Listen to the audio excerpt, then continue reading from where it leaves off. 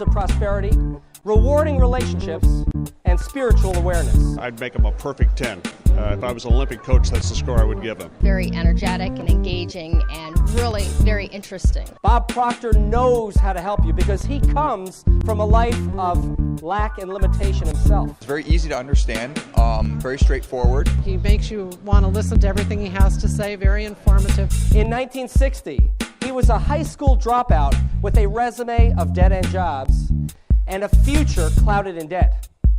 One book was placed in his hands, Napoleon Hill's Think and Grow Rich, which planted the seed of hope in Bob's mind. I used to fall asleep through all kinds of things, but man, he's got my eyes on this. A lot of energy, high energy person. In just months, and with further support from the works of Earl Nightingale, Bob's life literally spun on a dime. In a year, he was making more than $100,000 and soon topped the $1 million mark. I like his style. He's genuine. I like what he's teaching. I like what he's saying. Bob then moved to Chicago to work for his real-life mentors, Earl Nightingale and Lloyd Conant. After rising to the position of Vice President of Sales at Nightingale Conant, he established his own seminar company. He's dynamic, he's very intuitive and two-way, the mind is thinking. Oh, I would rate him definitely as a 10. Bob Proctor now travels the globe, teaching thousands of people how to believe in and act upon the greatness of their own lives.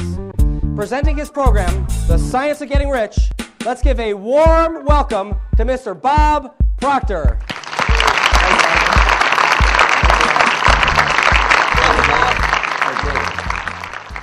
Good afternoon. This is a neat seminar set up here. Think of this for a moment. All that's required to put the science of getting rich to work in your life is a decision.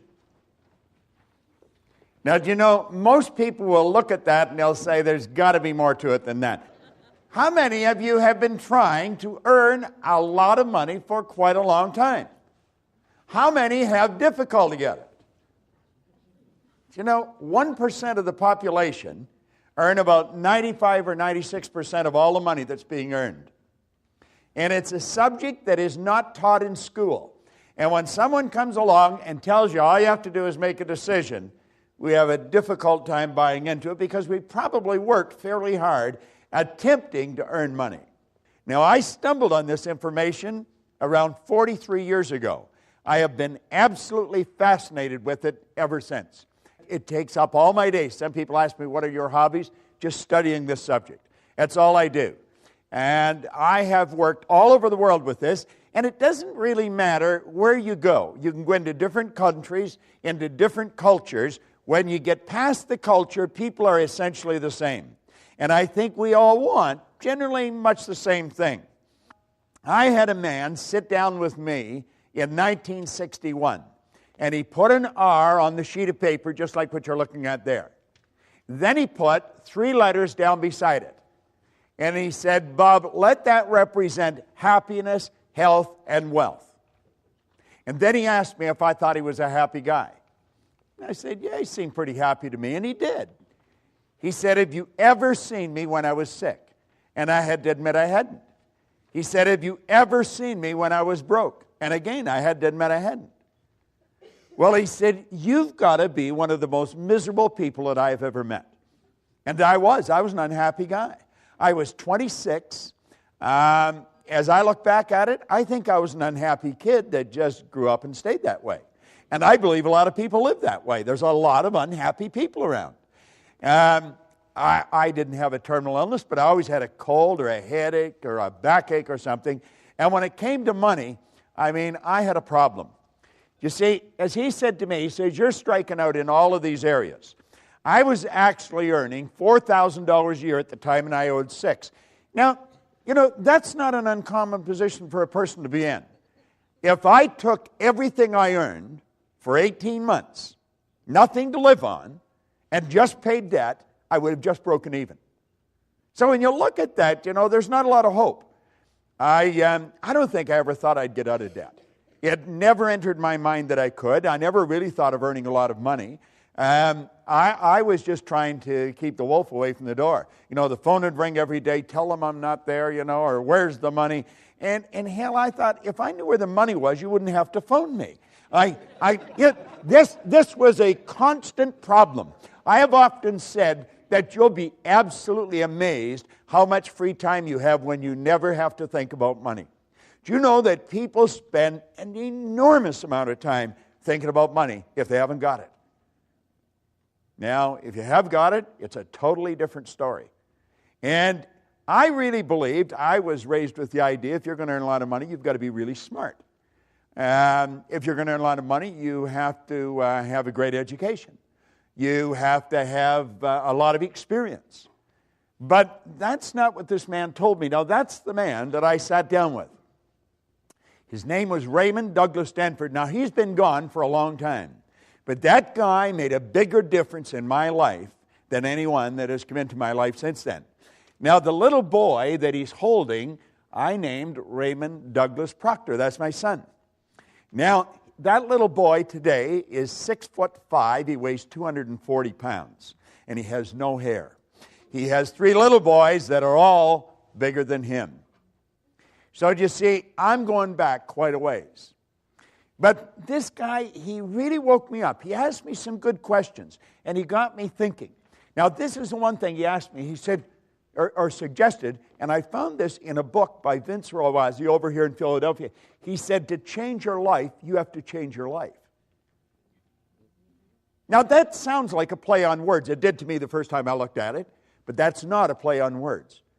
That is so basic, and it's so misunderstood. Now, we're going to go through 2 parts here. I understand there's a break, so we're going to go to a certain point in the break, and I'm going to share some ideas with you on what can be done. And then after the break, I'm going to show you exactly how to do it. Because it's an inside job. And we're forever trying to change things outside, and that's not where it's at. We keep gathering information, and it doesn't do it. I would imagine that most of you have been to a lot of seminars. I would imagine that most of you have a pretty fair collection of self-help material, books and CDs. Michael was talking about people coming to these all the time, and I said, well, that's the way I am. I've been coming to them. I'm a seminar junkie, and I've been that way for 40-some years. And I just can't seem to get enough of it. I think once we get hooked on the idea of developing ourselves, we never get away from it. And the people that are not hooked on the idea, they think we're a little crazy. But I wouldn't want to live in the world they're living in. Do you know, back in 1970, I had the pleasure of being on a program in Chicago with just an incredible man. He wrote a book called The True Believer, Eric Hoffer. And he said something on that program that stuck in my mind. He said, in times of change, the learners will inherit the earth, while the learned find themselves beautifully equipped to deal with a world that no longer exists. Now, run that through your mind for a couple of minutes. Yet in times of change, the learners will inherit the earth. I took that to be metaphorical, that we'll be happy, healthy, and prosperous, while the learned find themselves beautifully equipped to deal with the world that no longer exists. You see, there's no such thing as a learned individual. There's no such thing as an educated individual. That's a misnomer. We're either learning or we're not. Napoleon Hill talks about education coming from the Latin educo, meaning to educe, to develop, or to draw out from within. So you see, we don't even have to get anything. As we really start to understand what makes everything happen, we're going to find out that we've already got everything we need. It's simply a matter of becoming aware of it. And so Ray suggested this to me, and then he introduced me to the book. Now, the book was Napoleon Hill's book, Think and Grow Rich. I have never stopped reading this book. The book that I carry with me, I've been carrying since 1963, and I read it every day. Now, I think Hubbard pointed out that when you read a good book through the second time, you don't see something in it you didn't see before. You see something in yourself that wasn't there before. Yeah, you see, it's the repetition of the right information that'll really alter what's going on inside, and that's what you have to do. Everybody thinks it's something outside we have to change. We have to change companies. We have to change cities. We have to change jobs. You got to change it inside. If you don't change it inside, nothing happens. Well, I got into that book, and I started to study. Now, he said there's a secret in that book. And he said if you find a secret in a book, you can have anything you seriously want. Well, I thought that was a gross exaggeration. You know, you can have anything you want. Let me put it in proper perspective for you. I was 26. I had 2 months high school formal education. I had no business experience. I had an absolutely terrible work record. And here I'm reading that you can have anything you want. Now, there's so much about ourselves that we don't know. And as I started to read this book, he said, there's a secret. You can give anything you want if you find the secret. Well, that was sort of like trying to sell me on the tooth fairy. And, of course, I was 26. I thought I was pretty cool. I thought I was wide awake, you know. And actually, I was in a deep hypnotic trance. And I was ready to reject it. But Ray said to me, he said, listen. He said, you're not very happy. He said, you're not the healthiest guy in town. You're always broke. Now, he said, I found out something about money, and he pulled out a big wad of money. He always carried a lot of money, and I was always fascinated with that because I never had any. But at any rate, he said, this stuff can't talk, but it can hear. And he said, if you call it, it'll come. And I thought, God, you know, that's sort of a nice idea. You know, and I was ready to start hollering for it.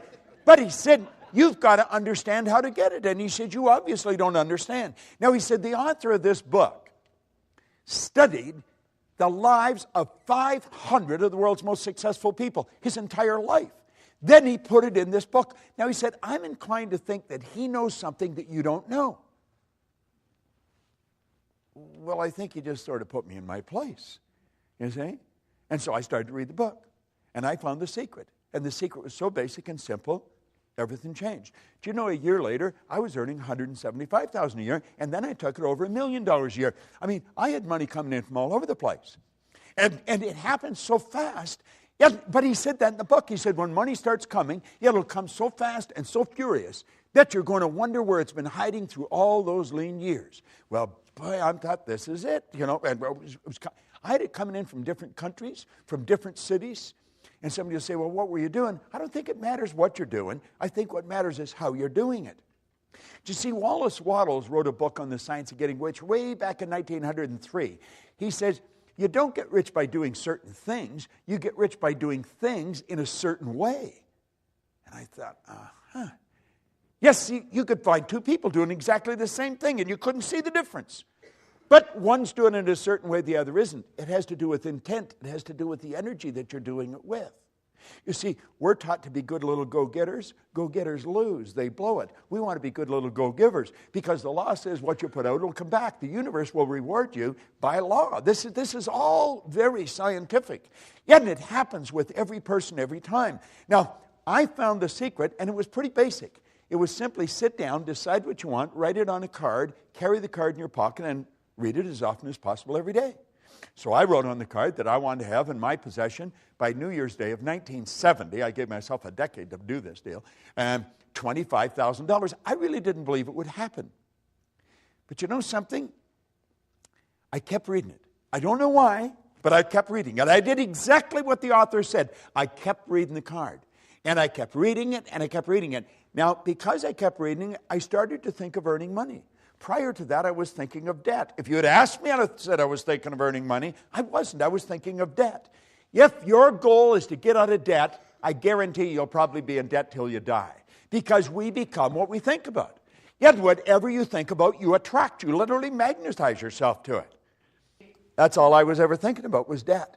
But I started to think of earning money. Somebody said there's good money cleaning floors. So I said, I'm not proud. I'll clean floors.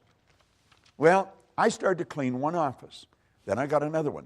Do you know in less than 5 years, I was cleaning offices in Toronto, Montreal, Boston, Cleveland, Atlanta, London, England. The thing took off like a rocket. Now, what really changed? I think something inside shifted, but I didn't know what it was. And I bought this book, and I was giving it to everybody. And nothing happened in their life. Then I got into Earl Nightingale's condensed narration of the book. And I would drive around with a portable battery-operated record player, and I would keep playing that record over and over and over again. And everybody was starting to wonder about me. Proctor's listening to this guy talk to him, and he's saying the same thing because it's on a record. I mean, he doesn't change the story. And I'm listening to this, and I'm reading the same book. I was starting to wonder about myself. But everything just kept changing, kept changing, kept changing. And I'd give the record to people, and I'd give the book to people, and nothing happened. So I reasoned that someone had to know why I changed, and they've either written it in a book or they're talking about it. So I made up my mind. I would read every book that was ever written if I had to, but I was going to find out what happened to me. And I have never stopped studying. Now, some of what I found out, I'm going to share with you. And since Michael is trapping this on a DVD, you'd be wise to get it and watch it over and over and over again. No, seriously, because what I'm going to share with you is probably the most valuable information you could ever lay your hands on. And I often mention I've got license to brag about everything I talk about because none of it's mine. I have just gathered this information from some of the wisest people in the world, and I have been absolutely obsessed with trying to figure out why we do what we do. And, of course, you don't even have to be too quick. If you study the same thing for 40 or 50 years, I mean, you're going to start to learn something about it. So that's what we're talking about. Now, I want to suggest that you make up your mind you're going to get in what we call the success zone. It's a way of thinking. Now, get this. If 95, 96% of the population are blowing it, if 1% of the population are earning about 95% of all the money, you're not going to get a whole lot of people agree with what you're doing. Most people are going to look at you kind of strange. What are you going there for? You went there last month. What are you listening to that for? You listened to that before. What are you reading? What do you read the same book over and over for? They don't understand. And you see, they're advertising their ignorance by the questions they ask. When we get into the success zone, everything in our life starts to change. But understand this, you're going to be a bit of an oddball. You're out of the box. You're not one of the masses. And when you get out of the box, your whole world starts to shift. So as we go through this, let's think. Let that little yellow dot on the screen represent your level of awareness. This represents your level of awareness. This is what you're aware of. Now, everything you've got in your life, everything, your relationships, your money, everything, is an expression of your own level of awareness. See, people that earn $50,000 a year are not earning 50 because they want 50. People are earning 50 because they're not aware of how to earn 150. People that are suffering from headaches, they're not suffering from headaches because they want to suffer from headaches. They're suffering from headaches because they're not aware of how to eliminate the headache. It's their head. They made it ache. They can make it stop. So you see, it's awareness we're after. Now think of this. If that little dot represents our awareness and it's responsible for everything we've got in life, just think of how your life could change if we magnify it just a little bit. I mean, everything would start to change. Our relationships would change. We would be healthier. We would live in healthier bodies. We would know more people. We'd earn more money. We'd be able to do more interesting things. And if we just increased it a little bit more, everything starts to shift. Well, I've been living this way now for 40 years. It's absolutely fascinating. I celebrated my 70th birthday last week. I got more energy than most people, 20. I have absolutely no intentions of slowing down. People should say, you should slow down. That's a bunch of crap. We should speed up. We've got more power. Do you know the most erudite scientist alive can't even guess at what you and I are capable of doing? No one knows what we're capable of. All the power is omnipresent. That's within you, within me. Slow down. We're just starting to warm up. What we want to do is calm down. You can go at warp speed and stay very healthy if you stay relaxed. And that's really the secret. Now just imagine we expand our awareness a little more. Do you know what this program is doing for you today? It's expanding your awareness. That's what the program is all about. Every time you come to one of these programs, your awareness is widened. Your world starts to change. You think, oh yeah, that's pretty interesting. And it just keeps getting bigger and bigger and bigger. Our awareness keeps changing. Do you know that no one knows how much money you're capable of earning? There's no one can even guess at what you're capable of earning. We want to become aware. We're like we are because we're not aware of how to do it better. We know how to do it better. Every person in this room intellectually knows how to do a better job than they're doing. Everyone in the room knows how to earn more than they're earning, but they're not doing it. You see, having the knowledge is not the deal. Having the knowledge. I mean, what I remember when I was a kid, a school teacher would say to me, Bob, why'd you do that? I'd say, I don't know. What do you mean you don't know? You know better. I know. Why'd you do it? I don't know. I was in the Navy. Every commanding officer, Proctor, why did you do that? I don't know, sir. What do you mean you don't know? You know better. I know. Why'd you do it? I don't know. You see, I didn't know why I was doing things. Do you know that we do things that we don't want to do? It gives us results we don't want to get, yet we do them anyway. Do you know what addiction is? It's never getting enough of what you don't want. Yet a lot of people are addicted to results that they don't want. Why do we keep doing it? You see, I think when we start to see that, that's when we start to become aware of how to take control over our life. And that's really what we want to do. So you see, awareness is the big deal. We want to become aware of the obvious opportunities that are available to us. We are surrounded by opportunity. They're everywhere you go. There is an abundance, there's no shortage of opportunity. We can win, and we can win in a big way. Now, when we lack awareness, we miss the opportunity. I used to always say that, the trick is to be in the right place at the right time. I've been in the right place at the right time many times in my life, but I blew it. You know why? Wasn't aware that I was in the right place at the right time. I had to look back at it. Think of it. There's something else. It's being aware that you're in the right place at the right time is not good enough. You've got to be aware that you're in the right place at the right time. Now, do you know that you're in the right place right now to get some information that will literally transform your life? And it's like I said, I've got license to brag about all this information because none of it's mine. I guarantee you, when you walk out of here at the end of the day, your head's going to be spinning because this is good stuff. What's holding most people back? Here's your answer. It's paradigms. Now, that's sort of a buzzword, but that is really what stops us. It blinds us. Paradigms actually blind us. Now, I'm going to get into paradigms, how they're formed, and what they are, and then how to change them.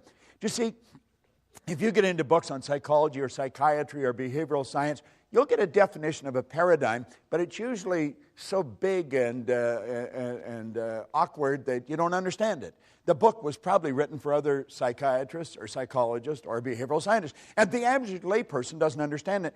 I had great teachers, and they broke everything down into the simplest possible form.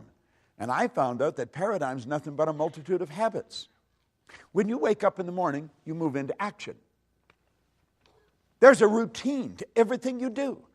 There's one to everything I do. If you're living with someone, you could set your clock by that person, and they by you. When I put my foot in my pants, I put my right foot in first. I don't know which one you put in first, but I do know this. If I put my left in first, I'd probably fall over. I would be staggering all over the place. Why? It's programming. That's how programmed we are.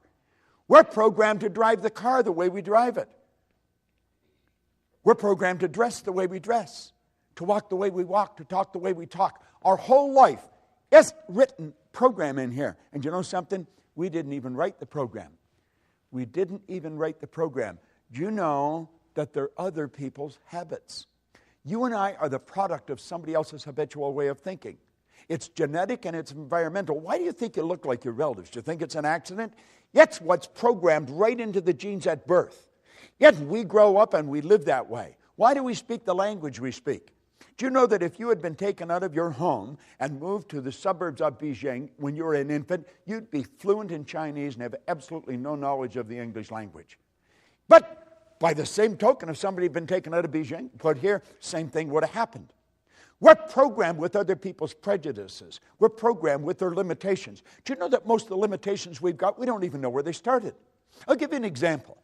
When Linda and I first met, we were out shopping, and I said, you know what I would like is turnip. She said, okay. So I picked up a turnip. And she said, what are you going to do with that? I said, I'm going to eat it. Well, she said, I'm not eating that. Well, I said, why not? She said, that's the root of the turnip. I said, it's the what? I had never heard it called a root. It was always just a turnip. Well, I said, what do you eat? She said, we eat the green of the turnip. I said, my God, we give that to the pigs. Well, she said, we give the root to the pigs. I don't even know if I ever saw a turnip green. So here we are eating the root, giving the green to the pigs. There they are eating the green and giving the root to the pigs. Now, I was raised in northern Ontario. She was raised in Pensacola, Florida, and Birmingham, Alabama. Two totally different cultures. You see? So I put the turnip back. I thought, what the hell? There's no sense in fighting over a turnip, you know. But I'm wandering around the store, yet I'm thinking, who decided we'd eat the root of the turnip? I don't think my mother woke up one day and said, we're going to eat the root of the turnip. I wonder why she ate the root. I don't think her mother did. And then I started to think, I wonder how far back in our family I'd have to go to find out who decided we would eat the root of the turnip.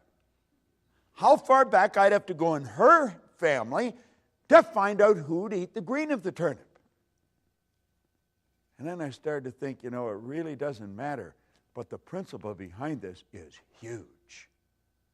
Because, most of our habits are like that. They really are. Think of this. What do most people do when they begin to have financial trouble? This is paradigm talk that I'm dealing with here. What do? I'll tell you exactly what they do. They lower their standard of living to meet their income. That's a bad idea. That is a terrible idea. Timidity is not a strategy for the new economy. We're living in a new economy. Remember, you cannot move forward when you're cutting back. Yet, why do we do it? We're programmed. That's what we were taught to do.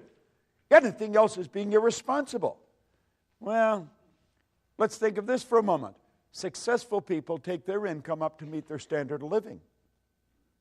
Do you know why? They understand how to do it. And if you don't understand how to do it, you're in bad shape. But when you do understand, you don't need to cut back. Never need. I've been working pretty closely with a fellow. In fact, we just come back from Europe. We were over all through Germany and over into Finland.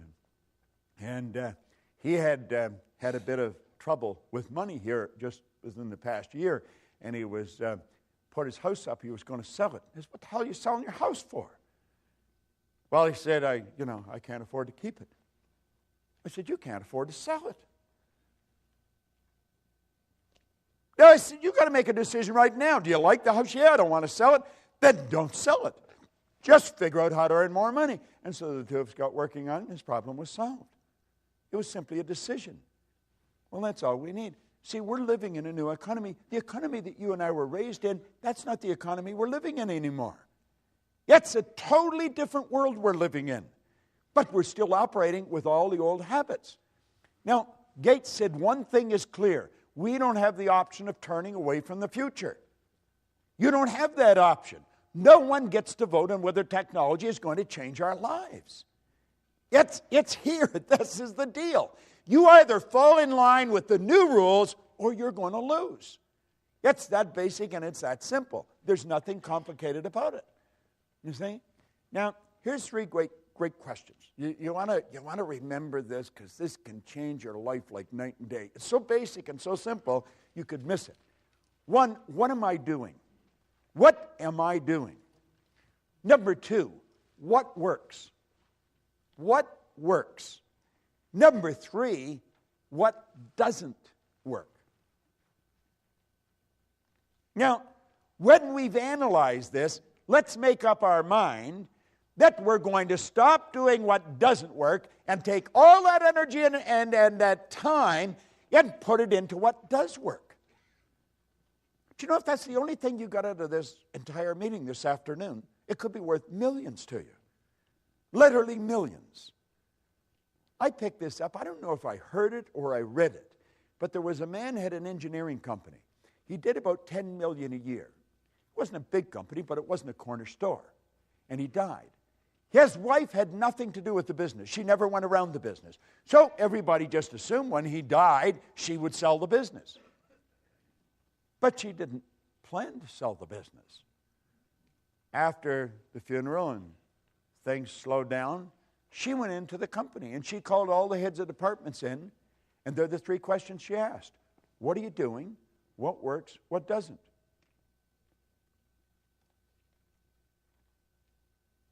She told them to stop doing what didn't work, spend the time at what does work, and she took the sales from 10 million to 25 million. She just went in every now and then.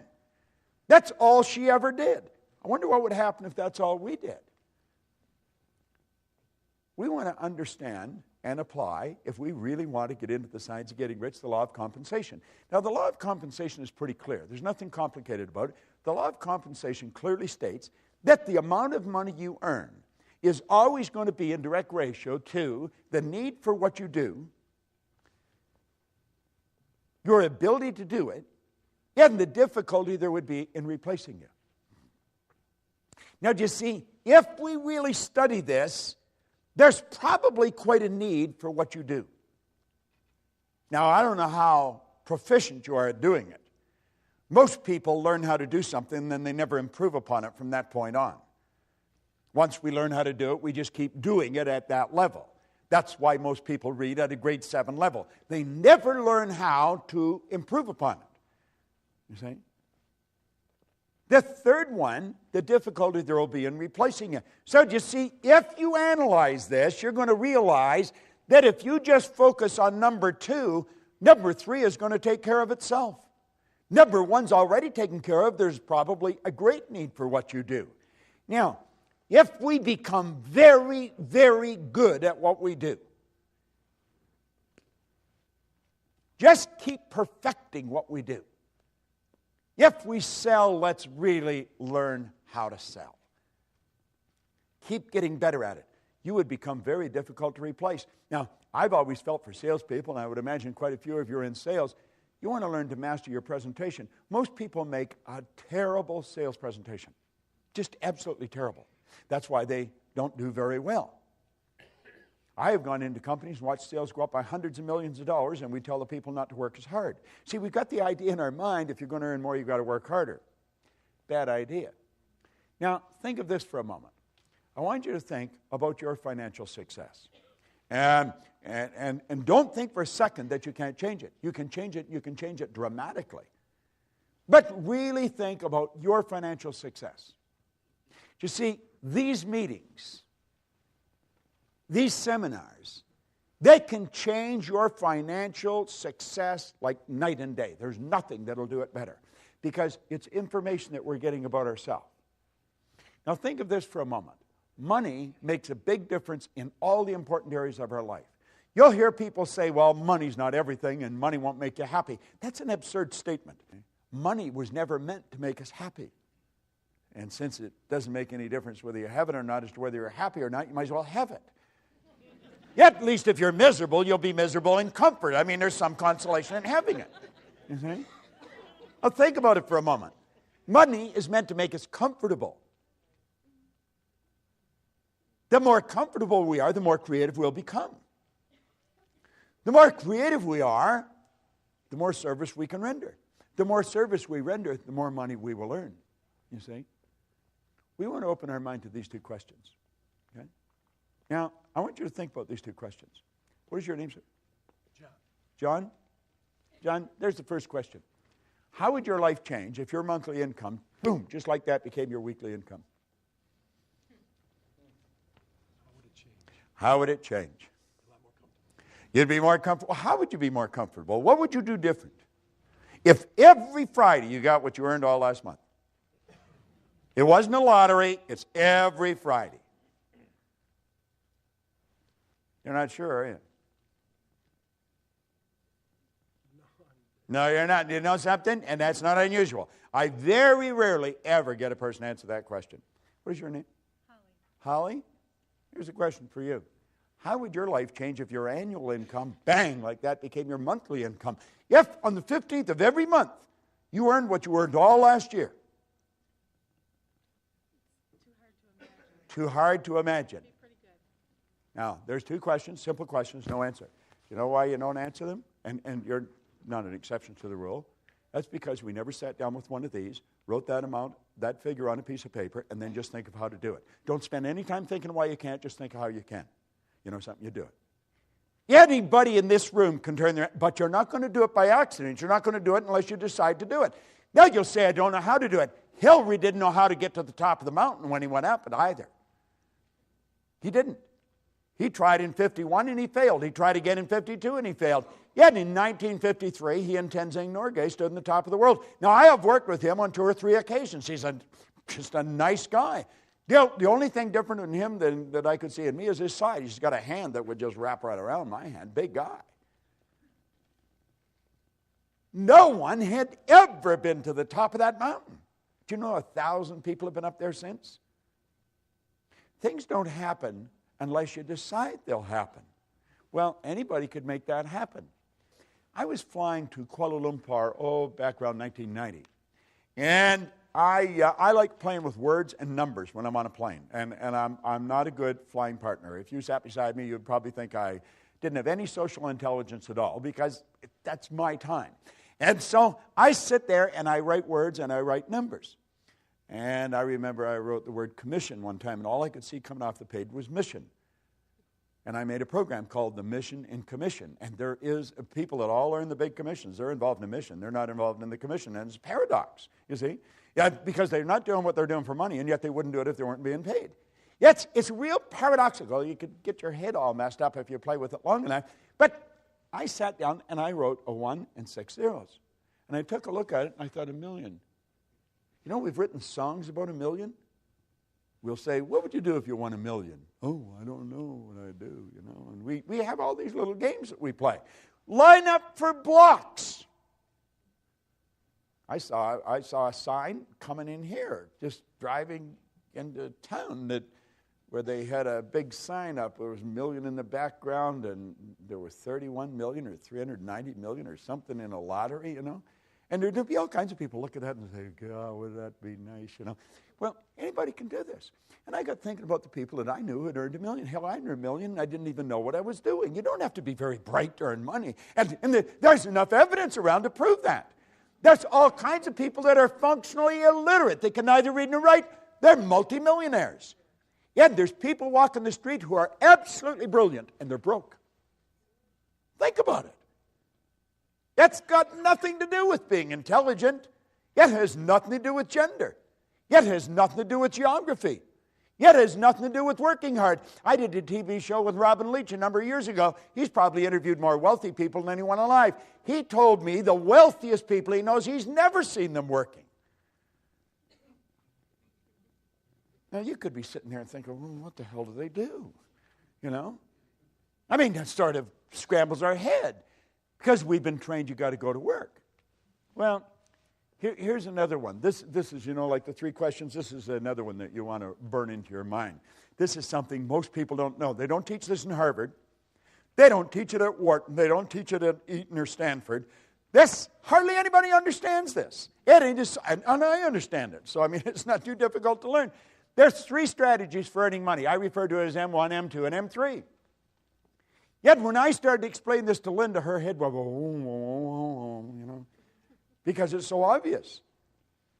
Now, if you're going to teach your kids anything, and understand this, what you don't fix, they'll inherit. If you're going to teach them how to earn money, because if they're not earning any, they're going to have a bad life. People that don't earn money raise skinny kids. I mean, it's just not a good way to live, you know, it really isn't. Now, M1 is used by the masses, but M3 is the one you want to teach the kids. See, M1 is used by 96 people out of every 100. It is without question the worst way in the world to earn money. It's working, that's right. It's trading time for money. Now, if you have any money later on in life by following this strategy, it's at the expense of a life. You have been earning a bit and you've been squirreling some of it away, but it's at the expense of the car you want. You never drive the car you want. Most people look at a car and they think, oh, would I ever like to have that? And while they're thinking why they can't have it, somebody else is thinking to buy the whole dealership. You see? Yeah, they're using the same mental faculty and they're drawing on the same thought power. This is a terrible concept. Trading time for money. You will never get ahead of the game doing it. M2 is a good strategy, but it's only used by 3 people out of 100. That's where we invest money to earn money, which is the probable reason why there's only 3 people out of 100 using it. Investing money to earn money. Now, some people are very good at investing money. They do very well. Most people are not. The ones that are doing it, the ones that win at it are in the minority. Now, this is the one I stumbled on way back in the early 60s. Had no idea what I was doing. No idea. But it happened. I moved from M1 to M3 just like that. It took me 9 years to figure out what I was doing. Did not understand, and yet you see that 1% are 96% of all the money that's being earned. Now this group here, they multiply their time by setting up multiple sources of income. They don't have one source of income. They got lots of sources of income. And you think, well, how do you get to that point? You get there by deciding that's where you're going. I mean, how are you going to get home? Are you going to walk out of this theater and say, God, I don't know what to do? Well, you're either going to go home or go to your office, go somewhere, but you know where you're going to go. And that's how you're going to get there. You're going to think, am I going to walk? Well, I don't think I'll walk. Well, I drive. Well, my car's here. I probably should take it with me, you know. And this is all, it's a process that you do. It's all automatic. This is a process that's automatic. You see, if you can earn 100, you can earn 1,000,000 because you're following a basic principle. You see? It's just a basic principle. Once you learn the basic principle, you're going to follow it. Now look at this for a moment. Your PSI is your psychic source of income. Your psychic source of income. This works for everybody all over the world. See, we should have a psychic. That's what we work at. We wake up in the morning and we start doing what we absolutely love to do. I always find it amusing that I can be so well paid doing what I love. I love doing this. I absolutely love it. Yet, and I earn ridiculous sums of money for doing it. But I'm doing what I really love to do. That's what we should do. We should all do what we love. It's a psychic source of income. We can earn all the money we want. We can stay healthy. We don't need to react. See, if you do something, I react to it, you're in charge of me. The second you react to situations or circumstance or other people, they're in charge of you. So here you are, the only life you got, and it's a relatively short one, you know, and we're putting other people and things in charge of us. We're bouncing around. Our head is like a ping pong ball. That's the way many people live. It's no wonder their body's breaking down. This damn thing is in such a chaotic vibration, it has to break down. It's just a mass of molecules, and you should keep it in the right vibration. To improve your performance, you have to follow the ancient advice, know thyself. Ray Stanford asked me, he said, do you know who you are? I said, do I know who I am? Yeah, I know who I am. I'm Bob. No, he said, that's who you think you are. That's not who you are. He said, Bob and Proctor are just two words. That's your name, but it's not you. I said, what? Well, he said, you're not your name. I'm not my name. Well, that makes sense, doesn't it? I'm not my name. Okay. I said, well, this is me. No, he said, that's your body. You've never heard anybody phone into work and say, body's not coming in today, it's sick. You've never heard anyone say, am hand or am leg. We say, my hand, my leg, my name, my body. These are all things we have. He said, your results. Now I knew I was in trouble. I was 26, I was unhappy, I was sick, I was broken, I just found out I was lost. I didn't even know who I was. You see? Well, if you're going to know yourself, if you're going to change your life, you've got to change yourself. If you're going to change self, you have to know who self is. Now, think of this for a moment. You and I have infinite potential. Now, I said before, I don't know how much infinite is. I just know it's a lot. Has no beginning and no end. That's the potential we've got. We've got all of this power, yet if you watch the way most people live, you would think that they were just about out of juice. A lot of people, when their heart stops beating, it's going to be a formality. I mean, they just sort of sit. They never really get it going. Yet we have infinite potential. We're dealing with something pretty big. If we're going to find out something about ourselves, we have to look at this. You say, this is over my head. No, it's not. I teach this to kids. I got it. This all tied into the science of getting rich. Rich resources are lying dormant within us. Let's look at it a different way. You see? You and I are spiritual beings. There's only two sources of reference to go to find out anything about ourselves. One's science and the other's theology. You'll hear people say they're having a spiritual experience. They're not having a spiritual experience. They are spiritual. They're having a physical experience. We're spiritual beings living in physical bodies, and we've been gifted with an intellect. Most people really don't understand that part, but that's where the power lies, all right? And our emotional state is going to be determined by how we use our intellectual factors.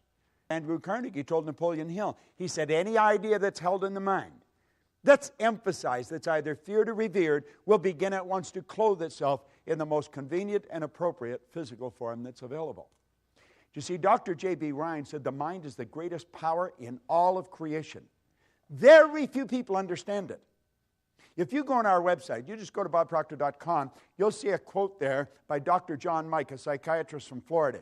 He said, I taught him more about the mind in 1 year than he'd learned in 4 years of medical school, 5 years of psychiatric training. And what I taught him was just what a Dr. Roeder taught me. I was always amazed by that. I thought, what do they teach you in medical school? You know, and what we're doing is getting in at the non-physical side of ourselves, and that's where all the power lies. It's a beautiful concept as we start to understand it. What do we need? We need understanding. You really want to change your income, you've got to change your understanding. Now, there's only 2 things you have to know to really make things happen big in your life. Number 1, you have to know where you are, and number 2, you have to know where you're going. Now, you see, most programs get you focused on where you're going. That's very important that we have a goal. You've got to know where you're going. But what happened to me that was totally different is Ray Stanford got me to focus first on where I was. He got me to look at what I was doing with my life, got me to take responsibility. He said, your results aren't bad and they're not good, they're just results. Nothing's bad or good except our thinking makes it so. He said, you have to ask yourself, are those the results you want? And I said, no. Well, he said, if you will pay attention and you'll do what I suggest, I can show you how to change it. You see? And my whole life started to change. Most people get us focused on the goal. If we don't know where we're at, we're not going to... Let's suppose we all bail out of a plane and safely land somewhere on the planet.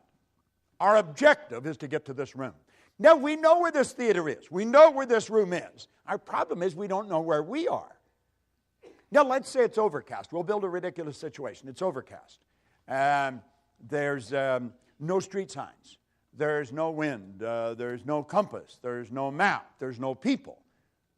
But we know we're on the north. I mean, we could be in Milwaukee heading towards the Canadian border. We could be in Los Angeles heading towards Tijuana. You could be in Atlanta heading towards Miami. We could be right outside this theater and walk away from it. If we don't know where we are, it won't matter where you're going. So you see, we've got to take a good, honest look at ourselves. What am I doing? What works? What doesn't? Who am I? And as we really get a grip on this, everything in our world will begin to change. Now, I'm going to run through this very quick, and then we'll have a break, and then I'm going to come back and I'm going to show you some simple things about the mind and how to make the shift that you want to make.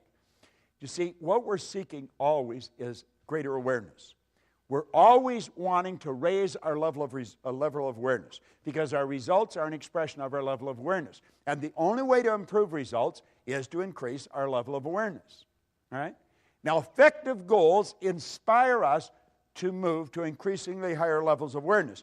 Now here, yes, what you'll find that people say they want. They want greater health, happiness, peace of mind.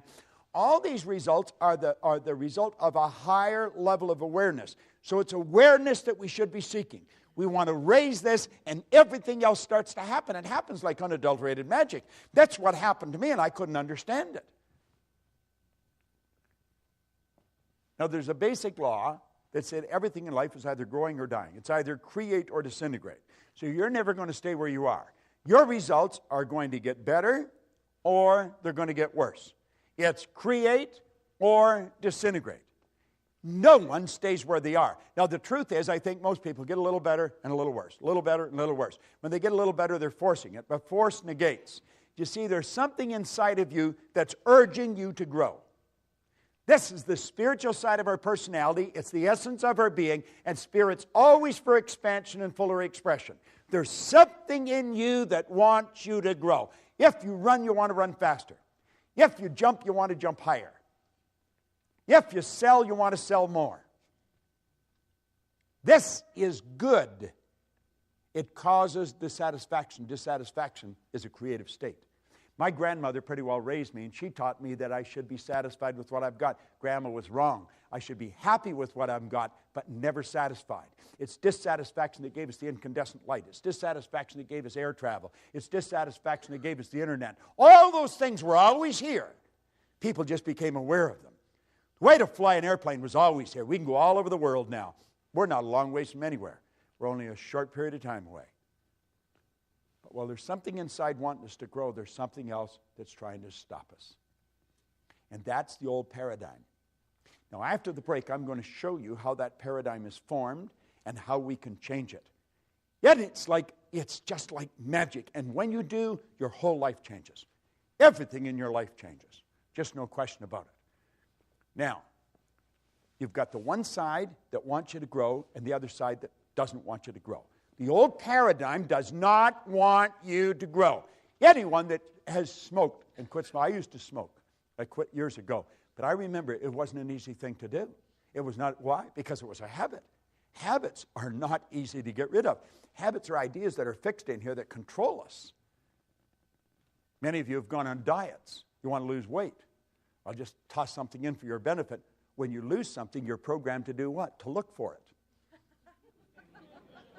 Get rid of the idea of losing weight. Release it. Release it. See yourself at your perfect weight, looking good and feeling great. Your whole life is controlled by images. Get the image of the body that you want to live in, of the world you want. Quit trying to lose weight. Just release it and see yourself the way you want to be. Now, goals determine which side wins. The goal must be something you really want.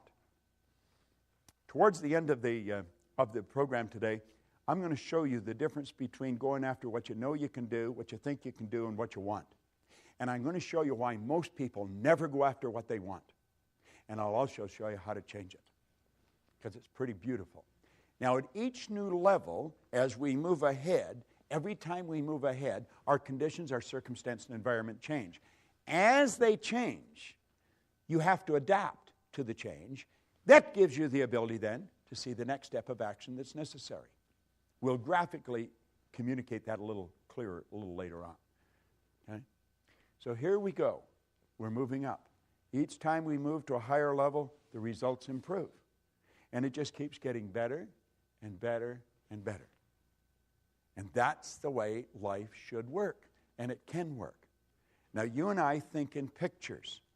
We think in pictures. Okay? You don't think B-O-A-T. You don't think G-E-A-R. You don't think F-B-A-T-H or B-I-R-D. You think in pictures. You think in pictures. Now, it's the mind we're talking about. I want you to tell me what your mind looks like. What's your refrigerator look like, John? What color is it? White. 2 doors? Yes. Top and bottom? Yes. Which way do they open? The right to left or left to the right? Left to right. Now, you were mentally in your kitchen looking at your refrigerator, weren't you? What's your car look like? White? You like white, do you? What's the interior? Charcoal gray. Charcoal gray. 2-door, 4-door? 5 doors. Okay. You've got the picture of that in here, haven't you? Tell me what your mind looks like. Gray mush. Now you're doing what probably a lot of people are doing. How many saw the brain when I asked you to think of the mind? Hold up your hand if you did. See, there's a whole lot of people doing the same thing. But your brain is not your mind, John. And your brain is not your mind. Your brain is an electronic switching station that enables you, by using certain cells in your brain, to alter the vibration that this body's in. The brain is an electronic switching station. No one has ever seen the mind, and that is why most people have such great problem. Because we think in picture. Now, when there's no picture, John, there's confusion. If there's confusion inside, you can make book on the fact there's going to be confusion outside. As we bring the picture to our mind, we bring order to our mind. What did Solomon say? Where there is no vision, the people will perish. Where there's no vision, there's no order. Where there's no order, there's no growth. Well, when you come back, I'm going to give you a picture to work with. And that is what changed my life as much as anything. As I started to see how to work with my conscious and subconscious. Do you know certain things about your subconscious mind? Because you've read about them, you've heard about them, you listened to it on tape. But without a picture, it's just words. You see, when I asked you to think of your car, John, I activated vocal cords. I made a sound. It's called language or words. It was actually a light message.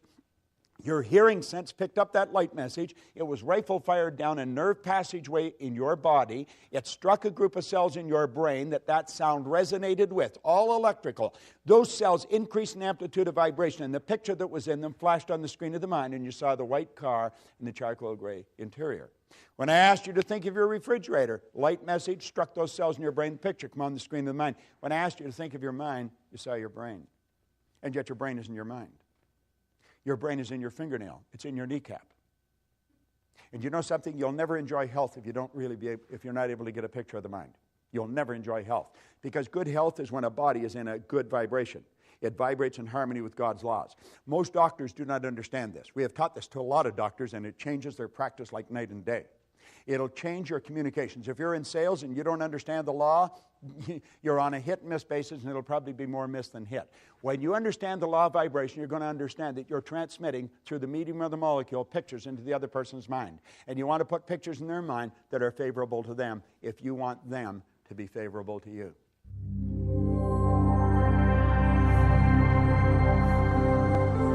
All right. I want you to think now of what we're talking about here, about pictures, about thinking in pictures. If you're going to rearrange the furniture in your room, you get the picture of where you want things, and then you move the furniture there. Everything we do it in our mind first. When we don't have a picture, we have confusion. If you try and get two pictures in your mind at the same time, you're in a confused state. So, when we start thinking about ourselves and we realize we're spiritual beings, we live in a physical body, we have an intellect, that becomes a bit of a problem. How do you see that? How do you get all that? And it becomes too confusing, so we stop thinking about it. Now, this is what I call a magical graphic. This is the genie. This picture, or this drawing, was made by a Dr. Thurman Fleet in San Antonio, Texas, back around 1934. He realized, if we take this back a bit, that most of the healing arts dealt with the physical. If you're treating the physical, you're treating a symptom. You're not treating the cause of the problem. A lot of people are into holistic healing today. That's heal the whole person. And he knew that they had to be healed spiritually, intellectually, and physically. And he knew that there was a problem because of thinking in pictures, and that's when he came up with this concept of the mind. Now, when this was first explained to me, it took me a while to really grasp it because I was getting it confused, different things. So if you look on the inside of the sheet that we give you, you'll see the drawing there, and we'll fill in some of the blanks for you. I let this drawing represent me. If I think of me, I think of this drawing. If I think of the drawing, I think of me. I see my head as my mind and everything else, the neck down from the body. Now, I'm well aware that that's not the way the mind is. Mind is movement. Body's the manifestation of that movement. But since we think in pictures, this is an excellent one. I see the top half of my head as my conscious mind. The bottom half is the subconscious, and of course, the body's the body. Now, it's the mind that controls the body. The body is like a dumb terminal. It will do whatever the mind tells it to do. It can only do what the mind tells it to do. When there's something wrong in the body, you can rest assured there's something wrong in the mind. When you see a rash break out in the body, and we say it's an allergy, you know that there's a problem in the subconscious mind that's expressing itself. All right? It's a fixed concept, and it can be altered. I always say dermatology is the best form of medicine to go into because your patient rarely dies and they never get better. All right? So you just keep saying, try this and come on back for more. Now, the conscious mind is your thinking mind. This is the part of you that you have the ability to think with. Your subconscious is your emotional mind. Your emotions are controlled by the thoughts that you entertain. You choose your thoughts and you think in pictures. You impress the thought upon your subconscious, and that causes you to feel the way you feel. Now, actually, the feeling is conscious awareness of vibration that the body's in. Because whatever is impressed upon the subconscious controls the vibratory rate of the body. The body moves into action, and your actions produce your results. Now, you see, it's the results that most people are trying to change. The results are something outside of us. Now, What we're talking about is the mind. All right? Now, James Allen said, until thought is linked with purpose, there's no intelligent accomplishment. Just the information isn't going to do it. You've got to have a purpose. You've got to have a purpose that is so big, so all-encompassing. That's why you get up in the morning. That's why you go to work. Now, your vision is how you're going to execute your purpose, and your goal is how you're going to execute your vision. But you want to get this little book by James Allen. It's called As a Man Thinketh. It's a little book. It was written in 1903. It is a classic. We have a coaching program, and I coach people a year at a time in this coaching program, and one of the first things I do, I send them this book. I send them that one, and I send another one to them. One is to get them out of the box, to get them to think very big, and the other one is to cause them to monitor their thinking. And as you get into thinking, as a man thinketh, you'll start to monitor your thinking. We've got to become aware of what the heck is going on here. Earl Nightingale used to say if most people said what they were thinking, they'd be speechless. And I'm inclined to agree with him. You see, we don't want to mistake mental activity for thinking. But at any rate, let's start again. And we'll say, there is the mind, and we'll break it into two parts. Now, this is where it starts getting interesting. I was looking for this book, and I had left it on a chair over here. If you're sitting on that, you've got some great energy flowing through, I'm going to tell you. Now, I have been carrying this copy with me since 1963. You can see I've had it for a while. Now, in here, he said that an educated person is not necessarily a person with an abundance of general or specialized knowledge. An educated person is a person who has so developed the faculties of their mind that they can acquire anything they want or its equivalent without violating the rights of others. How many of you know what the faculties of your mind are? Let me see a show of hands. 1, 2. Isn't this amazing? Hardly anybody knows what they are.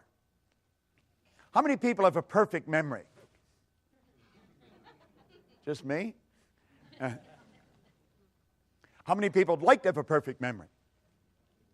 Now, you see, I want you to just look around. The audience is from different walks of life, different ages, different gender, and yet nobody had their hand up for a perfect memory. Do you know that every one of us has a perfect memory? Do you know I could teach you how to memorize this book? There is no such thing as a bad memory. There's only weak memories. Memory is an intellectual factor. And you develop your memory the same as you develop your body, through exercise. If I put this arm in a sling and left it there, I think you know in a relatively short period of time, it would be rendered useless. If at the same time I was lifting weights with this arm, I'd have big, powerful muscles here. Now, it's fairly obvious I haven't done either of these things, but if I had, you know exactly what would happen. It's the same with our mind. What happens? People going around, I got such a rotten memory. You don't have a rotten memory at all. You have a perfect memory. Where did you get the idea you had a bad memory? Well, when you were a little kid, you heard your parents say, I got a bad memory. What do? I got a bad memory. You just mimic them. There's no such thing as a bad memory. You have many marvelous mental faculties. And he said, an educated person is not necessarily a person with an abundance of general or specialized knowledge. An educated person is a person who has so developed the faculties of their mind that they can acquire anything they want or its equivalent without violating the rights of others. Now we think, oh, we can't have anything we want. Oh, yes, you can. Every religion teaches you that. All science teaches you that. Where'd you get the idea that you can't? Well, you probably got it from your next-door neighbor, who probably doesn't know much more than his next-door neighbor. So we put these two back together, the conscious and the subconscious mind. Now, we have been programmed to live through our senses. We go by what we see, hear, smell, taste, and touch. And that's pretty well the way we were programmed. You see, they are like little antennae that are hooked up to our conscious mind. They're just like antennae, picks up information from our outside world. So this is the way most of us live. We look at our bank account, that tells us where we're at financially. We look at our report card, that tells us where we are intellectually. A report card just tells you where the child's mind was for a few minutes on a given day a few weeks ago. Has nothing to do with the person's level of ability to move ahead. Nothing. We take IQ tests. IQ will change something like the weather. That's true. You can change in a person's IQ. Their intelligent quotient, it can be changed. We know so little about ourselves. You go all through school. We think the important thing in school is to get the person to understand 2 + 2 = 4. That's not the most important thing at all. The most important thing is to start to understand yourself. The important thing is to keep the important thing the important thing. We got to get it right inside. All right? Now, let's look at this. We have what we call the intellectual mind. Now, there's one of your intellectual factors, perception. Let's look at this for a second. What is your name, sir? Mike. Mike? I'm going to tell you there's nothing printed on this book, Mike. Am I right or wrong? You're wrong. You know I'm wrong. There's no question in your mind. You can see it. Isn't that right? Right. What is your name? Joe. Joe? I told him there was nothing in the book. Am I right or wrong? Could be. Well, it could be. I'm saying there's nothing printed on the book. Am I right or wrong? Right there. Correct. Right there. Now, you see, it's a matter of perception. It's not a matter of right or wrong, is it? What you see is something on the book. Isn't that correct? Right. What I see is nothing on the book. No, but you see this, you say, well, that's a cute little trick you pulled on Mike.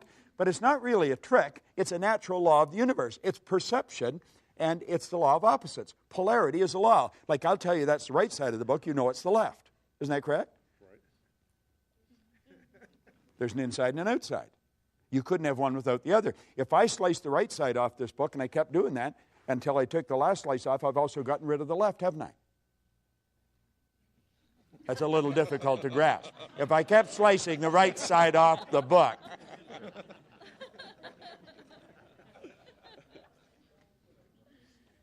You see, most of us have a perception problem. When we say I'm right and you're wrong, you're right from your point of view, they could be right from their point of view. So it's not a matter of what's right or wrong, it's what works. That's the most important. Would you agree with that? What works? What's going to improve? Do you agree, Mike? It really is. That's the important thing. Now, take a look at the next one. We'll back that up, is the will. The will gives us the ability to concentrate. All right? The will gives us the ability to concentrate. I've got a couple of statues of Napoleon in my home. And I think that I have them there for a reason. He reminds me of what I do and what I don't want to be like. Napoleon had a very powerful mind. I don't think he was a very nice guy, but a very powerful mind. One of his biographers called him organized victory. Another one said he had immense capacity for sustained concentration, highly evolved will. The will gives you the ability to hold one idea on the screen of the mind to the exclusion of all outside distractions. The will is what you use when you concentrate. And through concentration, you increase amplitude of vibration. Your energy is more powerful. Okay? Now, the imagination, he'll say it's the most marvelous, miraculous, inconceivably powerful force that the world's ever known. And we've all got one. Let's start using it. Now, we take memory. Memory's perfect. We know what the memory is. It's a matter of developing. Now, your intuition, it's called an intuitive factor. And you develop this intuitive factor, and you're going to find that you'll just be aware of what's going on around you. You can read people like a book. And the last one, of course, is reason. Now, understand this. As you watch this DVD, and you want to put it on and watch it, and you want to get it, and you want to put it on, and you want to watch it over and over and over again, because what we're going into now is very important, and most people never understand it in their entire life. It costs them millions. I could earn $1 million so easy it would make your head spin. Earning money is a simple thing to do when you know how. If you don't know how, you could work all your life and not be able to do it. The conscious mind is the intellectual mind, and the conscious mind can think. This is really important that we understand this. This is what most people do not do. You just watch the average person. They'd never do what they're doing if they were thinking. They'd never say what they're saying if they're thinking. We have the ability to think. We can tap into an infinite power, and we can build any idea in our mind. Now, every great leader, as far back as you can go, have taught us that we become what we think about. What do you think about? All right? Now, you have the ability to accept or reject any idea that comes along. So if you're listening to the news or you're reading the newspaper and they tell you that the economy is going down, you might say, for you, but not for me. This is going to be the best year that I've ever had. During the Great Depression, there was all kinds of people earning millions. Not everybody lost their money. You see, I'm not trying to flatter you, but coming here is one of the most brilliant things you can do. I was talking to a lady right here at the break, and she was telling me that she got a cassette or a tape from, it was Napoleon Hill's Principles. And she was listening to them. She says, things were going really great. And she said, for some reason, I lost it or stopped listening to it, and things started to go in the other direction. Well, we're so influenced by suggestion. Suggestion is one of the most powerful forces in the universe. And you see, if you come here on a regular basis, just when you start to slide off, it'll bring you back on track again. Now, I think you should listen to this stuff every day. We read the paper every day. We eat food every day. We wash our bodies every day. How about recharging our mind every day? We're dealing with the most potent force in the universe, and we're dealing with the mind. Now, your subconscious mind has no ability to think. It cannot choose. It cannot reject. It can only accept. The conscious mind can reject. You want to reject a lot of the things. When people start to complain, get away from them. I don't want to spend any time with anyone that talks about how bad things are or why things can't be done. Your subconscious mind will accept anything, and whatever goes into the subconscious mind must be expressed through the body. It cannot differentiate between what's real and what's imagined. Hold your hand up like that. Come on, everybody get their hand up like that. Put their hand like that. Put it here in your chin for a second. While you do that, now where's your chin? You see? You're thinking. Why did we go here? Because I went there. If I said, let's follow me, and I went off a cliff, would you go? We have a tendency to go by what we see, hear, smell, taste, touch. We do not think. You know that's not your chin. You say, well, you put your hand there. There we go. You see, that's the defense. They did it. All right? Your subconscious mind will accept anything. Now, this is how you and I arrived on the scene. A baby, when a baby's born, its subconscious mind is wide open. You can put anything in it you want. The baby's mind is wide open. Every thought that goes on around the baby is going right into that baby's mind. You were a baby. Go back and ask yourself, what was the environment like that I was raised in? What did the people work at? What was their attitude towards money? What was their attitude towards potential? Do you see, if we start asking these questions, then we know what's programmed here into our subconscious mind. Now, any idea that goes into our subconscious repetitively becomes fixed in there. That's what we call a conditioned mind. It's a multitude of fixed ideas. Fixed ideas are more commonly called habits, and a multitude of habits are called paradigms. How did we get in the habit of doing things? By the idea going in the subconscious mind. It's the repetition. Do you remember when you first started to drive a car? You probably thought you were going to kill yourself. And so did the person that was teaching you. You know, that's why they were so scared. And I mean, you were having a terrible time. The clutch, the brake, the gas, you know. And now you're steering with your knee. You're looking for a pen while you're talking on the phone. And you're in traffic. It's the subconscious mind that's doing it. When you're on the highway, your subconscious mind is driving. You're not really paying attention. The subconscious mind's driving. Go to pass a transport truck in the rain when there's a heavy overspray. You go from automatic pilot to conscious, and you're holding that wheel. And when you get past, you slacken off and back on the subconscious mind again. See, this is all automatic. Well, you and I were programmed. And the problem is we were programmed with their limitations. Where did they get the limitations? From somebody the same way. We've got to understand this. Someone else may have been responsible for making us who we are. We are responsible for changing it. Now, there is thought. It's a thought powers flowing into your consciousness. You can think anything you want, but the paradigm is going to dictate what you're going to do. The thoughts that you think are largely controlled by the paradigm. See, if you're conditioned, as I say, to earn $50,000 a year, what are the odds of you thinking of earning $150,000? You won't seriously think of, you might dream about it periodically, but you won't seriously think. But you could. As a matter of fact, if you just made up your mind that you were going to, you probably would in a relatively short period of time. If you were going to learn to fly an airplane, what would you do? You wouldn't go to your hairdresser or your butcher or somebody. You'd go to a real good flight instructor, and you'd do exactly what they tell you. Why don't we do that with money?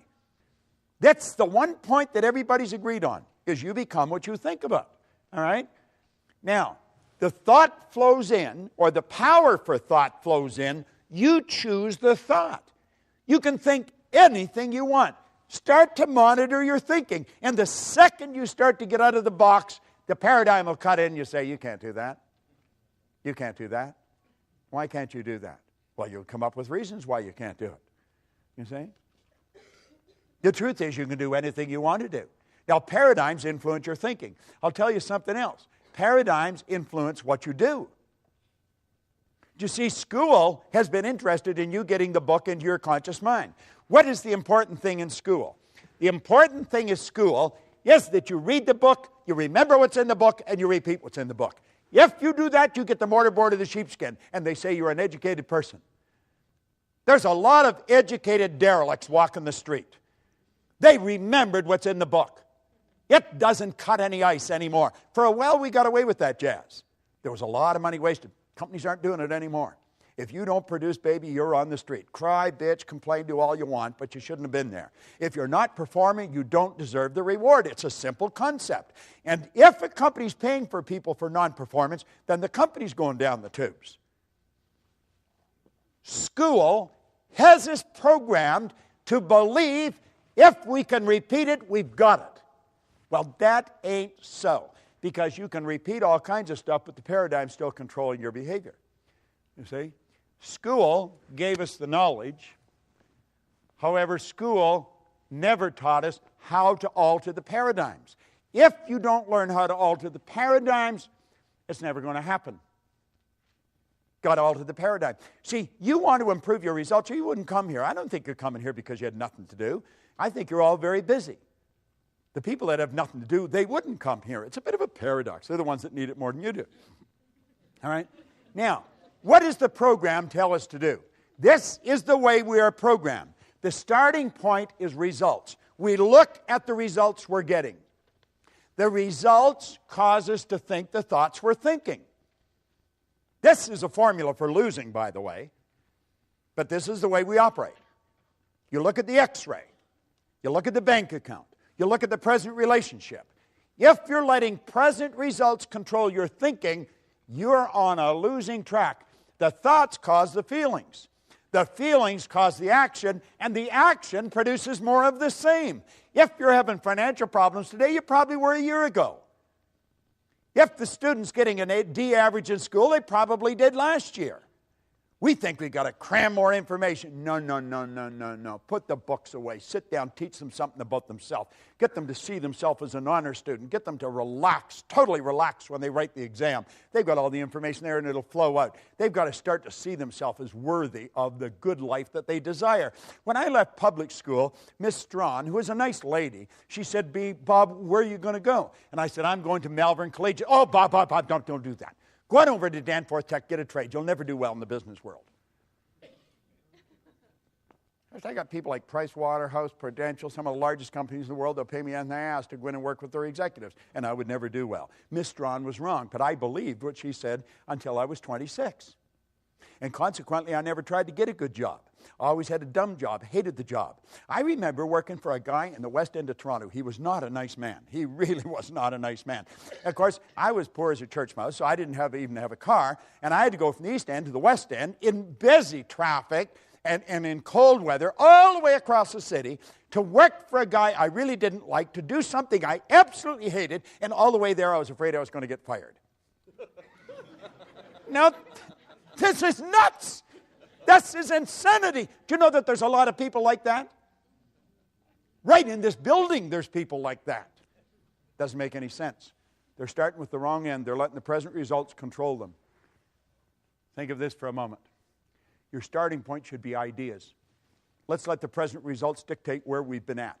Let's learn something about ourselves. Let's start with the idea in our mind. What do you really want? Let that idea then dictate how you feel.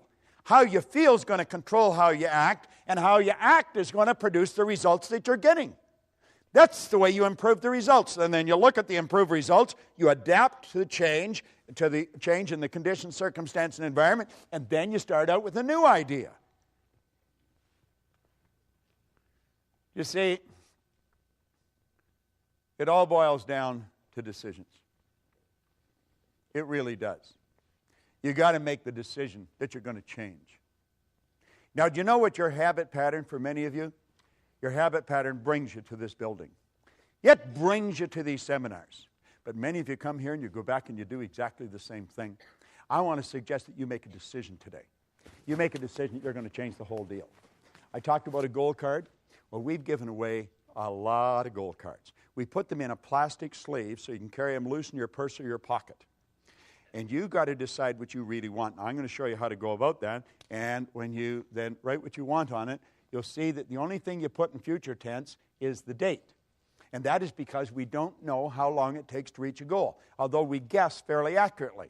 And that is governed by a law of gender. The law of gender decrees that all seeds have a gestation or an incubation period.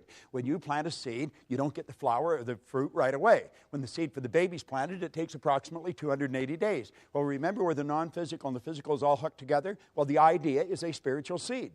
It's made from exactly the same stuff the physical seed's made from, and it's subject to exactly the same law. We just have not developed the awareness of what the gestation period is, so we guess. And oddly enough, we guess fairly accurately. Everything else on the goal card should be written in the present tense. I am so happy and grateful. You've already got it in your conscious mind, and as you get emotionally involved, you've already got it in your emotional mind, and it's only a period of time till it moves into form.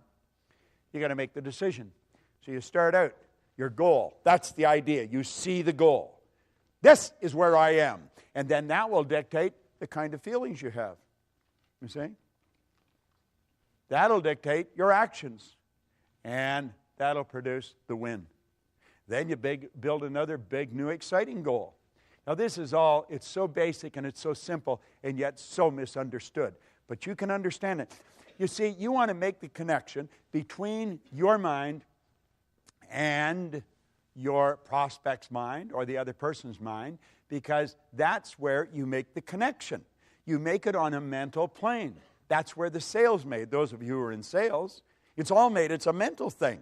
It's not, we may think it's physical. It's not physical at all. The physical is just the expression of something that's already happened. You want to practice about 15 minutes a day. Get your performance down pat. I know a few movie stars that are pretty big ones. And you know something? They do this so beautifully. It's called imagined reality. When you watch a movie star at work, they're living the part. You see, they're not just reading a script. They're not just repeating memory work. They took the script, they read it, they reread it, they memorized it, they internalized it, they became it. Yeah, and it's perfect. That's what we want to do. We want to write our own script. And most people don't understand that. Now, this is very important. We're going to go through it very fast. You're either living in ignorance or with knowledge. Now, we're all living in both. We know certain things, and there's certain things we don't know. Now, let's stop and think, because this is very powerful. You can think anything you want. Most people that don't understand something, they have a tendency to doubt and worry. Doubt and worry. They have taken a power that was unadulterated, it was without form, and we've given it form, a negative form. We built a negative picture. We take and we internalize that negative picture. It sets up the only emotional state it can set up, sets up a vibration of fear. Now, fear can only be expressed through the instrument that you're living in, your body. And so it expresses itself in what we call anxiety. Now, anxiety is not expressed, it's suppressed. Yet the suppression then turns to depression. This person's on a losing track. Don't even know what they're doing.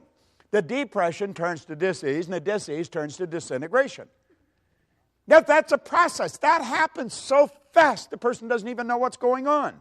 And you know what's causing it? Ignorance is their problem. What are they taking for the anxiety? Valium or something like that. We got them on Prozac or Valium or some other drug so that we got them so stupefied that they don't even know they're doing it to themselves. Should we educate them? I think so. What is education? To educe, to develop, or to draw from an end. Let's bring out something in the person. Let's go back to our thinking. We want to develop understanding. There is only one way to develop understanding, and you're doing it. You're studying. There is no other way of developing understanding. That's what these programs are all about. Solomon said, in all you're getting, get understanding. Understanding is what leads to faith. It's the opposite to that demon fear. James Allen said fear can kill you as quick as a speeding bullet, and it can. The faith base is expressed through the physical being in well-being. Now, the well-being is expressed. You don't hear somebody that's really in a great vibration. You say, hi, how are you? And I'm really excited. You know, they don't do that. You see it in the way they walk. You see it in the way they talk. You see it in the way they meet and greet people. They're alive and they know it. That turns to acceleration. They're picking up speed. This is the way the universe operates. You know why? Because they're at ease. They're not uptight. The person that's anxious and depressed, their body is, it's no wonder their heart snaps. Take your fist and clench it tight and see how long you can keep it that way. That's the way some people's bodies are. Well, you want to put your body in a totally relaxed state. And then this power flows freely through you. No kinks in the hose. And I'm going to tell you, you'll have lots of juice flowing, and you're going to feel like $1 million. And you become very creative. And that's called creation. You see? Now, what do you think about? What do you spend your time thinking about? Most people spend their time thinking about just whatever's going on around them on a given period of time. Now, we say to ignore the power of paradigms to influence your judgment is to put yourself at risk when exploring the future. This idea of paradigms, you've got to understand it. You want to get back into that stick person. As I say, get that DVD, watch that thing. If you made up your mind, you're going to put that DVD on, you're going to watch it every day for maybe 2 months. Every day. You wake up in the morning, it would be the best investment of time because it's the repetition of hearing this over and over and over again that's going to cause you to step out and change it. Can you change your paradigms? Yeah, you sure can. Yeah, you sure can. And you see, when you know you can change your paradigms, you have hope. See, I was controlled. I was unhappy, sick, and broke, and I was lost. I had no hope. Why? Well, I just couldn't see how it could happen. And you know what Ray gave me? He gave me hope. And you know what happens when you have hope? That means that you have options. Now, what a difference. I love this. What a different story people would have to tell if they would adopt a definite purpose and stand by that purpose until it had time to become an all-consuming obsession. I love that book. I truly love it. Most people are extras in their own movie. They really are. You know, it's sad. They write the script. They're the casting agent. They're the director. They're the producer. They're the executive producer. They do the whole deal. And they give themselves maybe a walk-on, maybe a line if they're really gregarious. But most of them just stand there and they look at the stars. They think, God, I wished I could do that. We could do anything. Anything we want. See, what we want to do is say, what do I really want? Not what do I think I can do, what can I afford, what do I want?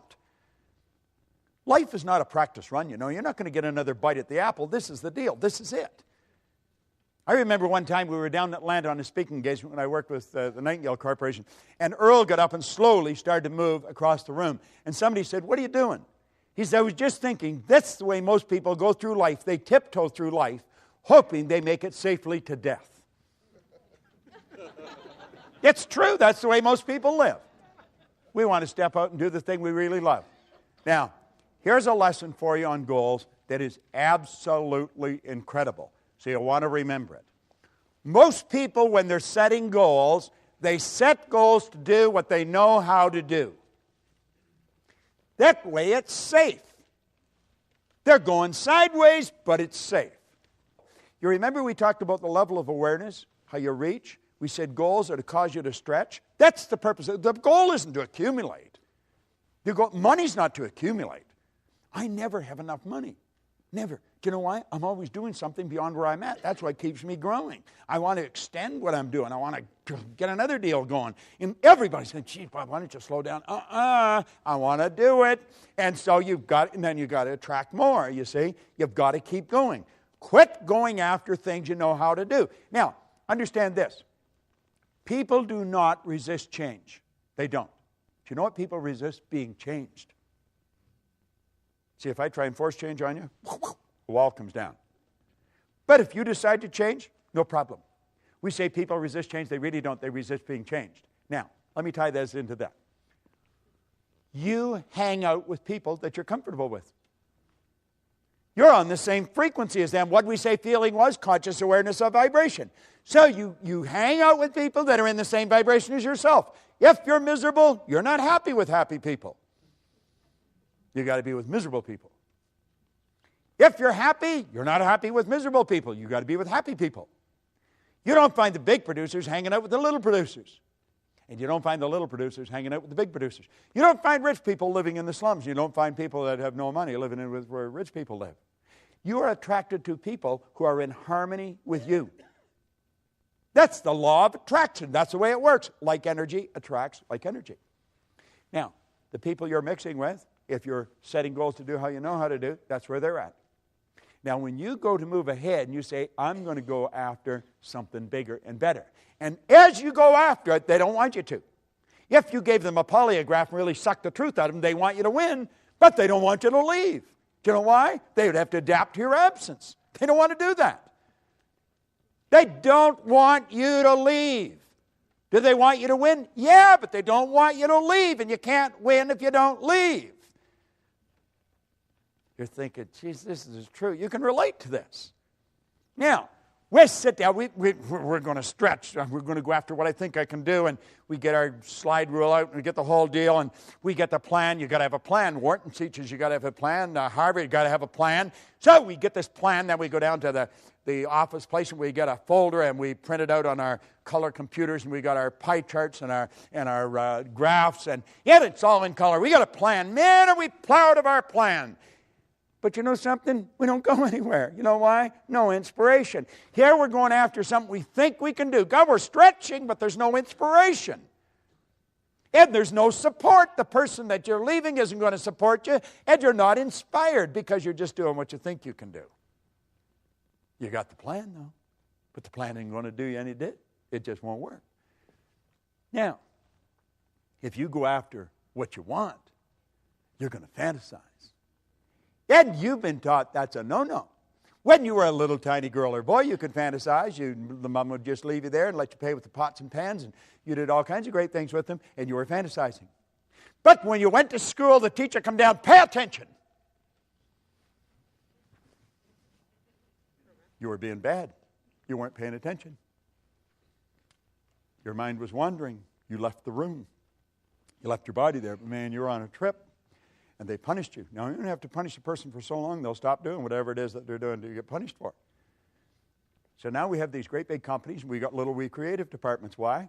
We don't want people to be fantasizing. Fantasy is where everything started. This building was nothing but a fantasy at one time. Somebody got the idea of putting a whole bunch of theaters under one roof. They said it'll never work.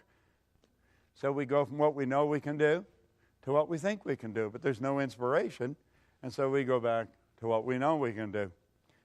And we get bored there, and we go back to what we think we can do, but there's no inspiration and no support till we go back to what we know we can do.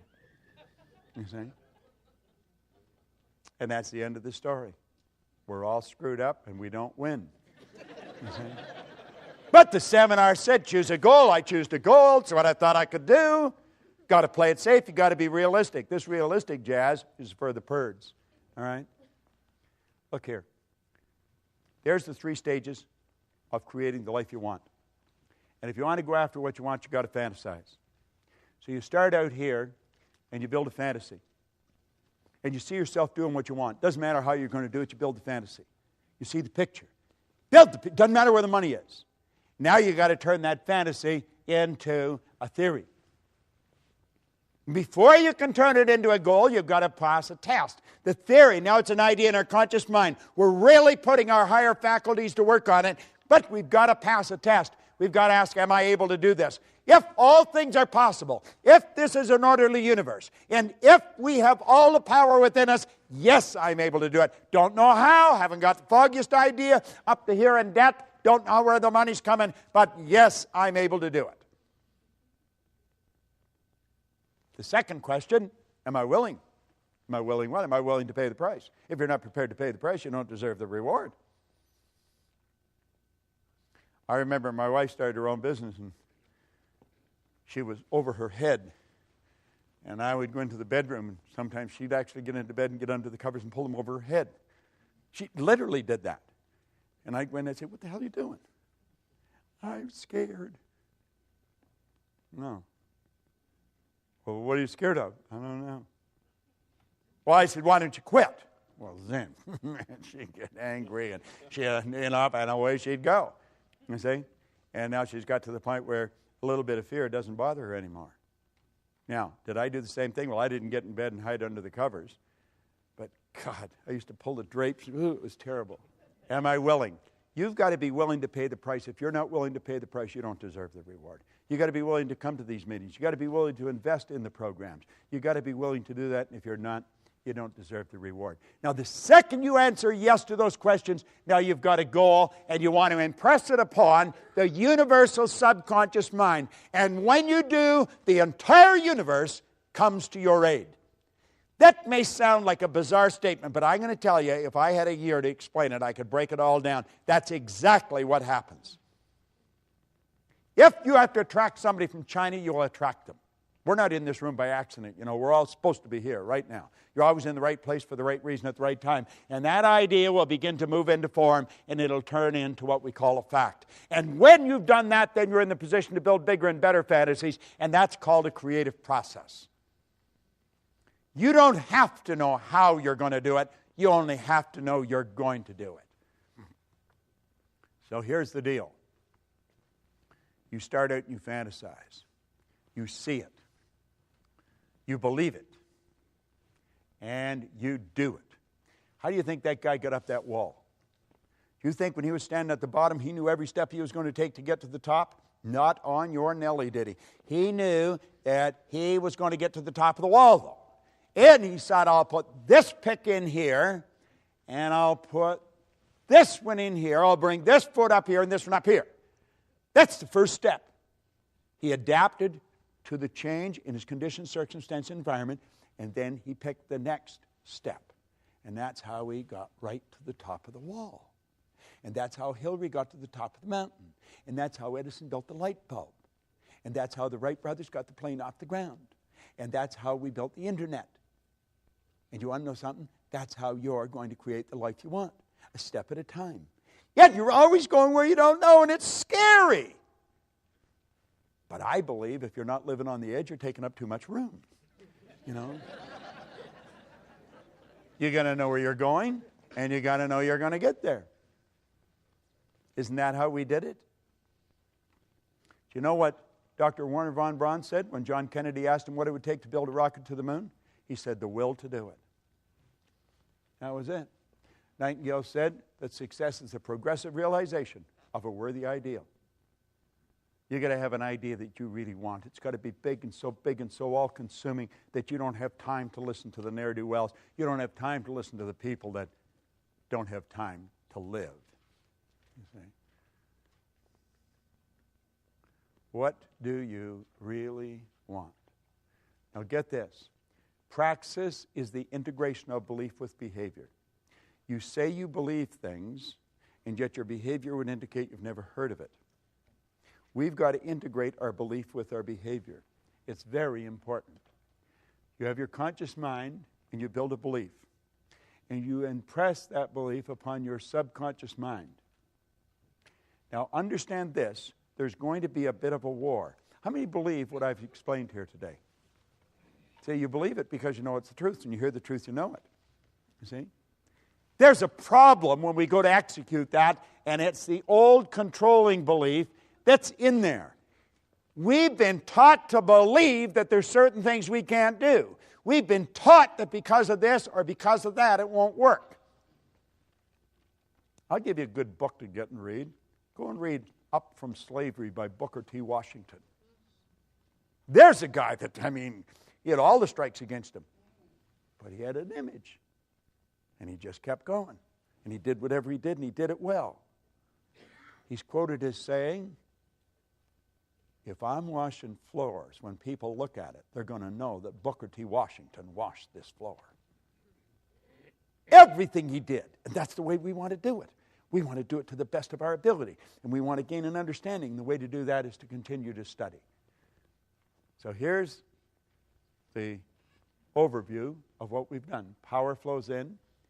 And number one, we build an image. Number two, we plant that image in our subconscious mind. That image then is expressed through the only instrument it can be expressed through, our physical body. That is an absolute law. It is an absolute law. The image you impress upon your subconscious controls your vibration, and your vibration controls what you attract into your life. And you're attracting stuff into your life. Everything that's coming into your life, you're attracting.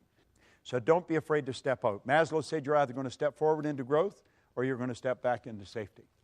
You see? When we talk about the science of getting rich, we want to understand there is a science to getting rich. I want to tell you a story. I was flying to Malaysia, and I was playing with the calculator. I always play on a plane with words or numbers. Now, if you go to Kuala Lumpur from Toronto, it's 25 hours in the air. That's a long ride. If you go any further, you're coming back. So, you know, you've got quite a trip that you're taking. Well, at any rate, I'm on the plane, and I'm fooling around, and I write $1 million down, just 1 and 6 zeros. I thought, $1 million. And I had earned $1 million. I had earned $1 million a year a long time ago. And I know a lot of people that have earned $1 million bucks, and most of them are not overly bright, you know. And there's some of them who are absolutely brilliant, but they're not all that bright. And where I may be fairly bright today, but relative to where I was, man, I'm telling you, I was one of the stupidest guys in town, but I was earning all this money. So it has nothing to do with being bright or anything like that. It's a decision.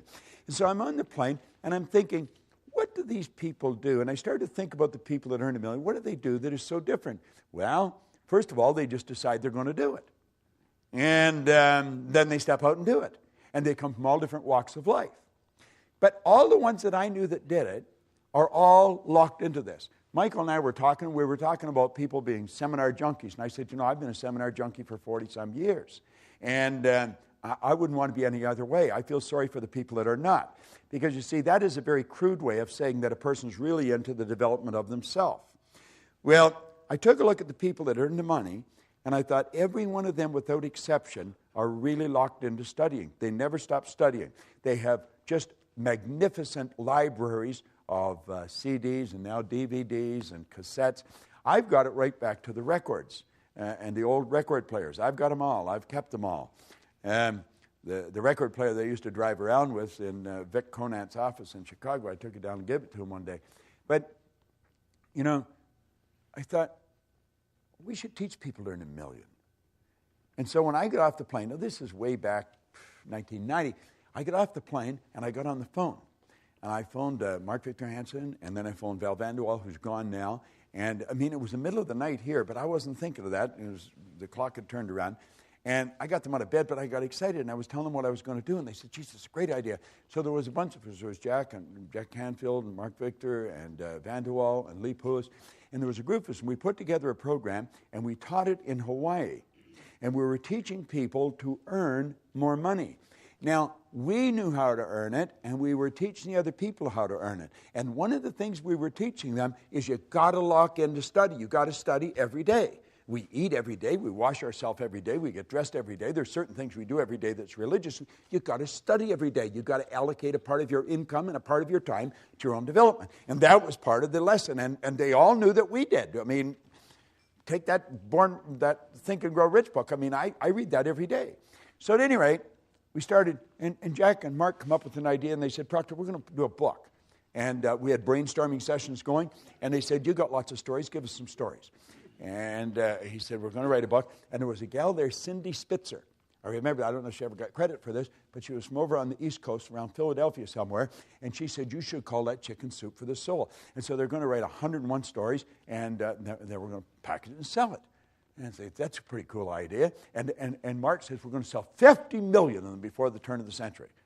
And I'm thinking, well, you know, I'm a pretty good thinker, but that seems like a little far out to me. I mean, if you sell $1 million, you're doing pretty good, but 50 million, and you're going to do it before the turn of the century? Well, they didn't sell 50 million, they sold 74 million. And it was considered the publishing phenomena of the decade. Now, get this, they didn't write anything. They never wrote any books, none. They had other people writing the stories, sending them in. They had somebody else collating, somebody else editing, somebody else publishing, somebody else selling, and they got the money. You know why? It was their idea. Now, this came about, it's called intellectual property, and it came about because they study and they expanded their mind. And that's what you're doing here. Now, we said that most people are extras in their own movie. You're no different than Mark or Jack or Bob or Lee or anybody else. You're exactly the same as them. And what you want to do is make up your mind when you go home. You're going to lock in and you're going to get your chicken soup concept. The DVDs on this are what you need. You've got to get on, order them, and start watching them. Lock yourself in. You don't have to watch the whole thing. Just take a section of it. But take 15 minutes every morning, or do it like you exercise your body. People go out walking. They do it at the same time, same number of times every day. Well, get into this. The beautiful part about this is it's all being recorded. You know that 66% of what I've said you'll have forgotten by tomorrow morning? 90 to 100% of it will be gone within a month. But if you keep repetition. If you keep programming it into your mind, you're going to find that you'll start to do it. That's what the actors do. I know a number of actors, pretty big names. And you know something? They're ordinary folks just like you and me, but they become great actors because they program the script into their mind until they become the script. And that's what you want to do. Some of this information, it's worth millions. I don't know if you realize just how valuable it is. I have been studying it for 43 years with some of the most brilliant people in the world. You got the whole thing locked on a little disc that you can watch and listen, and you go over and over and over, but always doing it thinking towards a goal. Phenomenal information. Don't for a second walk out of here without making a big decision that you're going to do something with it. I want to congratulate Michael on the work he's been doing. He's been doing it for a long time, and he does a good job. And I don't know anybody else anywhere in the world that's doing this. And now, of course, he's even topped what he's doing by putting it all on DVD.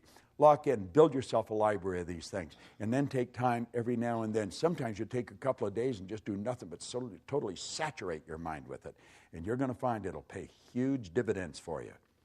The people that I was working with that were in the millions, they're just ordinary people like you and me. But the difference is they get the idea and they apply it. They apply it. They apply it. And it's in application. It's not just studying. It's in application. Thank you very much. Thank you.